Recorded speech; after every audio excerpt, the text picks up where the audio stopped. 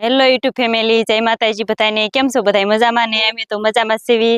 તમે પણ મજામાં જશો. અમે જો વ્લોગ ચાલુ કરી દીધો છે અને કામ ચાલુ હતું, પણ મહેમાન આવી ગયા ને એટલે બંધ કરી દીધું હતું ઘડીક. અને જો મહેમાન આવીને ચા પાણી પાઈ દીધો છે. અને તમે ગયા તા મોટર કાઢવા, કાઢી આવ્યા મોટર? મોટર તો કાઢવી જ પડે, મોટર કાઢ્યા વગર થોડું હાલે. ટેકડાની મોટર વધારી લીધી? હા છે તે નાખણ ફોન નો લેતો જાય, બ્લોક નો ઉતારી લેતો હતો. પણ એમાં એવું હતું, ડાયરેક્ટ મોટર ખેંચવામાં ગારો આમ બહુ હતો, એટલે પછી હાથ ગારા વાળા હોય એટલે પછી મારે મોટર જાળવી કે પછી આ તારો ફોન ચાલો. તો મને ન કહેવાય હું ના આવત તો બધું વાડી વિસ્તાર જો આપણે બધું હુકાઈ ગયું હતું એ બધું લઈ લેત હોતન.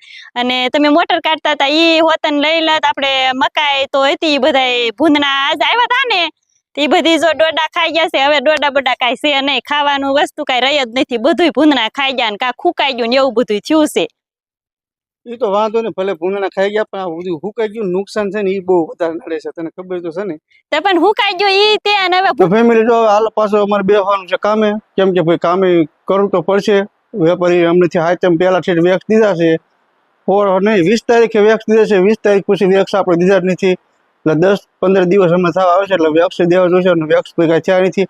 અને લાઇટનો અમને બહુ જ પ્રોબ્લેમ રહેશે, એટલે કાંઈ લાઇટ આવતી નથી.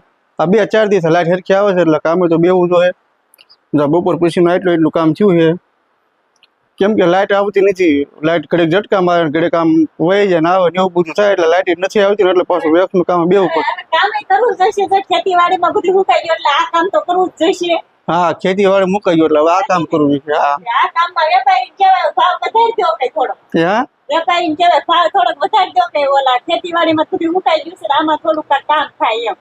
આપણે સોનીની વાત હાચી છે, વેપારીને કેવું જોઈશે આમાં ભાવ વધારી દો, નકર મેળ નહીં ખાય. કા હા, કેવું જ જોઈએ ને. તો ખેતીવાડીમાં હવે કાંઈ છે હતું ને હતું એ વીવી ગયું.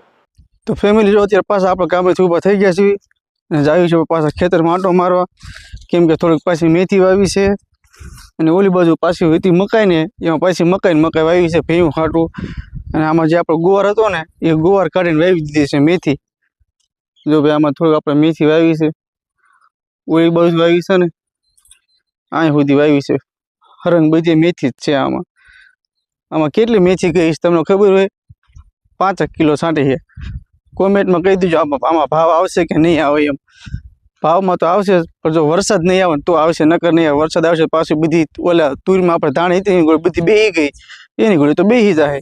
કૂવો આખો ભરાઈ ગયો છે, પણ આ પાયરે બેહવાનું ગોતે છે ને બેહવાનું કે મળતું નથી. જો બિચારા બેઠા છે, ખાલી આમ ઉપર હવે બેઠા છે. જો કૂવો આખો ભરાઈ ગયો હોય ને એટલે બધા એના બિચારા કાયમ બેહતા હોય ને એટલે એના બેહવા આવે, પણ આજે બેહવાનું એને કાંઈ મળશે નહીં, કેમ કે કૂવો આખો ભરાઈ ગયો છે. જો એટલે પાયરે કબૂતરાના આગા પાછા થાય છે. જો ઉડીને વી ગયા ને, જો વહી ગયા ને એનું ઘરે વિયા જાય, બીજે ક્યાંક ફરશે ને રાત રોકા જાય. જો ભાઈ આપણે આમાં પાછી મકાઈ વાવી દીધી છે, કેમ કે આમાં મકાઈ હતી જ ઓલરેડી, પણ તોય પાછી વાવી દીધી છે. કીધું થોડીક મકાઈ વાવી દેવી ને તો ભેહુંને નીંદ થઈ જાય. અને ભાઈ આપણે જ્યાં મરચી હતી ને બધી હુકાઈ ગઈ હતી ને, એમાં પાછી મરચી ચોપી છે.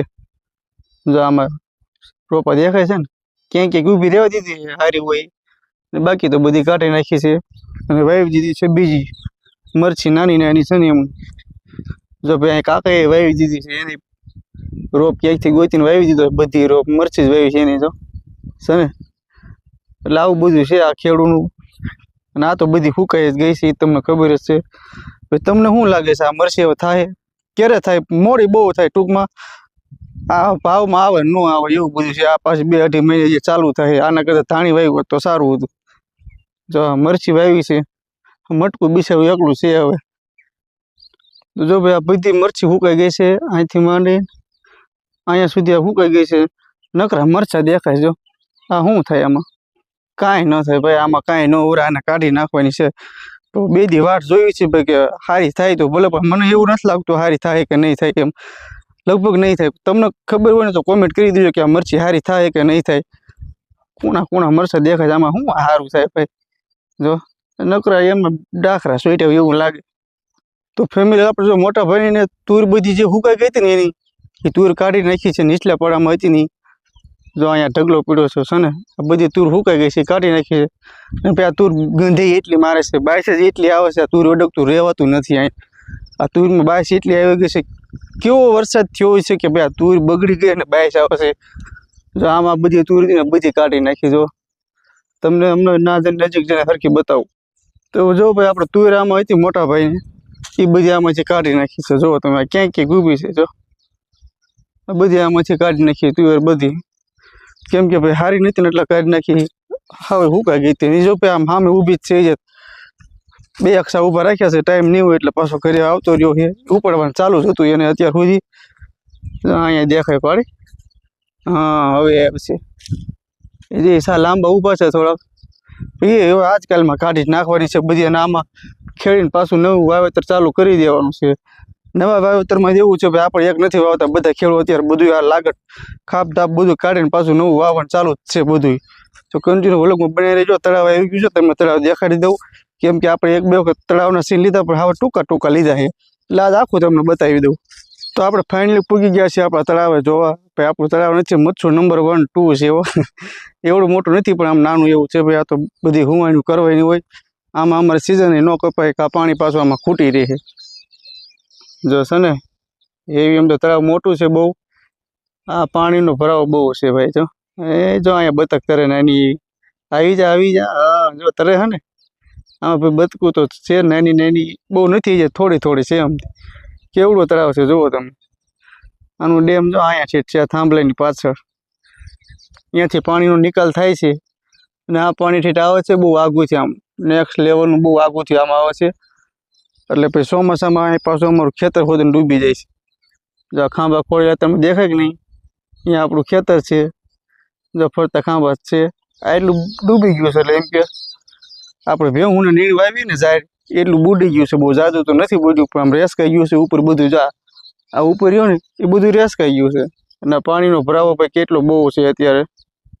તો ફેમિલી જો આપણે પાછા તળાવ જોઈને આવી ગયા ને કે મને અચાનક આમ યાદ આવી ગયું કે ભાઈ આ બધામાં તુર હોત ને તો તુરને અત્યારે બધાને ફાલ આવી ગયો છે. મહિના 1.5 મહિનામાં પછી સિંગું હોત ને થઈ જાય તો પછી રાજીમાં યળમાં હોત ને વહી જાય. જો આ ફાલ જો તમે કેવો આવી ગયો છે ને બધી ફાલ આમાં મસ્તીનું કંઈ ઘટે જ નહીં. જો આવો ફાલ આવી ગયો છે આમાં. તો આ શું કાંઈ તુરા મોડી થાત ભાઈ. તો જો આ રેસકાણ પડું છે ને એનું પણ જો ધીમે ધીમે આવે છે બધું. જો અહીંયા બધું જાય છે ને આ બધું તળાવમાં જાય છે. જે આ બધું પાણી અહીંયા જ જવાનું છે. કેમ કે ભાઈ આ રેસકાઈ ગયું એટલે પાણી તો બધું નીકળે જ. તે હજી નથી હુકાણું. વરસાદ 4-5 દિવસથી રહી ગયો છે ને તોય નથી હુકાણું. જો આ પાણી તો એટલું આવે ચાલુ જ છે બધી છે ને આ બધું એક જગ્યાએ ચડાવ્યું પાછું પાણી.